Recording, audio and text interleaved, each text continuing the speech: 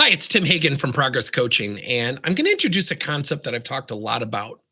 I am convinced of it more than anything that when we talk to people, when we converse, we share ideas, we share opinions.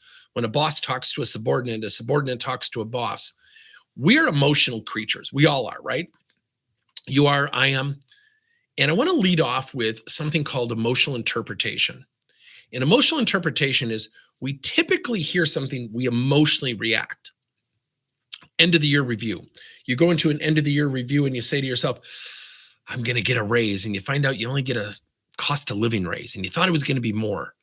Do you calm down or do you get riled up? You get riled up. And what causes that emotional interpretation? It charges us. We have a trigger. We hear something we don't like. I'm mad. I'm angry. Well, give me an example. When someone gives feedback, what do? Well, give me an example. Well, it's when you were talking to Bob. Well, no. Let me explain. Now I want that to go away. It's not really about me. And it's tough because we emotionally interpret things. It's the barrier to appreciating differences. So I have a great friend. Her name is Anne-Marie. I won't say the company, and I'm sure she'll post on here. And we talk about politics. We are completely different from different political angles.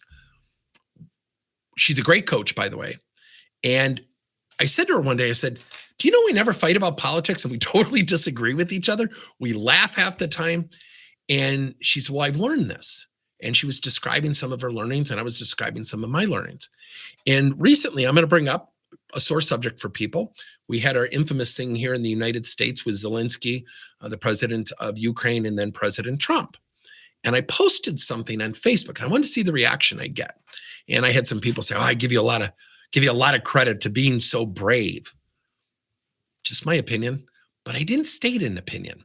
What I said was, there's more going on here than what we saw in that video. And I got a firestorm. I got somebody who swore at me. I got another person said I was gaslighting people. But factually, there was more going on. We're not in the private rooms. We were in the negotiations in Germany. There's more going on there. Do I think President Trump is diplomatic and empathetic? Oh my gosh, no. Do I think Zelensky could have handled a couple of things better? Sure. So what happens? If you watch that video, what happens when Trump and Zelensky started to talk to each other? The emotions started to go up and there was a reaction. They were interpreting, you should be thankful for the money we've given you, was the message to Zelensky. And his reaction was, you don't know what my people have gone through. And it started to get out of control, right? Because he was asked to leave the White House. So RIRE is our emotional interpretation model. When we hear things, we react. Typically, when we hear things we don't like, we react emotionally. Then we interpret. So if somebody says, Tim, you look terrible in that blue top or that blue jacket that you're wearing, it looks terrible on you. And my reaction is, can't believe you just said that. My interpretation, you attacked me. My articulation is, I'm going to tell my 3 coworkers, my boss said I look terrible. I look pretty good in this, right? Because now I want to feel good about myself. And we don't get to reflection. So I want to give you an example of where you should take reflection and reaction and reverse them. Start with reflection.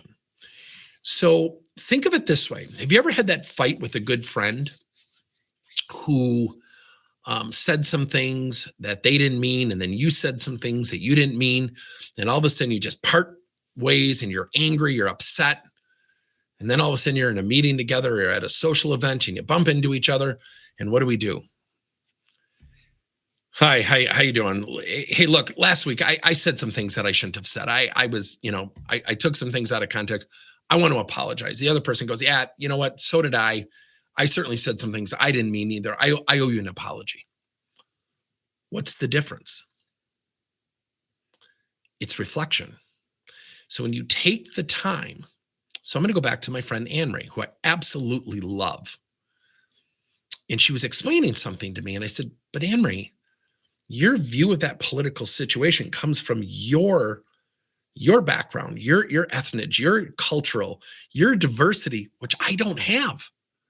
So I don't know how you feel. And she goes, oh, that's really nice of you to say. And I said, yeah, it's interesting. I never looked at it from your angle. We don't agree. And she's one of the few people I just love to talk about stuff of differences. And we just talk and talk, and we never raise our voices.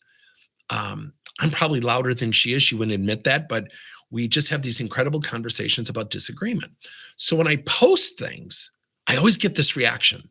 And our reactions are usually delivered in the form of an opinion. I think you're right, or I think you're wrong. So when I posted about the Zelensky-Trump interaction, what I was actually stating was factual. Does anyone really know what was said in Germany? Does anyone really know what was said in the Oval Office when cameras weren't on? Of course not. There's always more to the story than what we know. I'll give you an example. One of the things I just saw that was somebody who lost a job, and I was in a meeting with this person, and after the meeting was over, somebody said, "Oh, that guy just loves to hear himself talk." And it was really interesting because I said, what do you mean he likes to? I mean, how do you know that? Well, he just goes on and on and on. I said, well, so do I. I make that mistake. But how do you know he likes to hear himself talk? You said he likes to hear himself talk. How do you know he likes to? She goes, geez, you're like attacking me. And I said, no, I'm asking you to validate what I think is your opinion. And everybody in this room is hearing it. And he's a really good guy. Well, this person later got terminated, and part of it is he was revealing some things about himself, and things weren't going as well as he wanted. And what he later showed me was actual emails, and this was not a client, actual emails of what he was promised in terms of a job promotion 2 or 3 years in a row. He was frustrated, probably should have left. Yet his behavior took on a whole different thing. Everybody had an opinion of what he was doing right or wrong. So emotional interpretation is hard. It is a barrier to appreciating, if not celebrating, our differences. In RIRE, we tend to react, we interpret, we articulate, we rarely get to reflection. Start with reflection. If you feel charged up, say, would you mind if I just kind of digested this? I just want to assimilate this. I want to kind of just go through the steps of reconciling what you said to me. Because if I don't look good in this, then I need to change. If this blue top doesn't look good, or this jacket doesn't look good, I need to change. And when we're in the moment, things run away.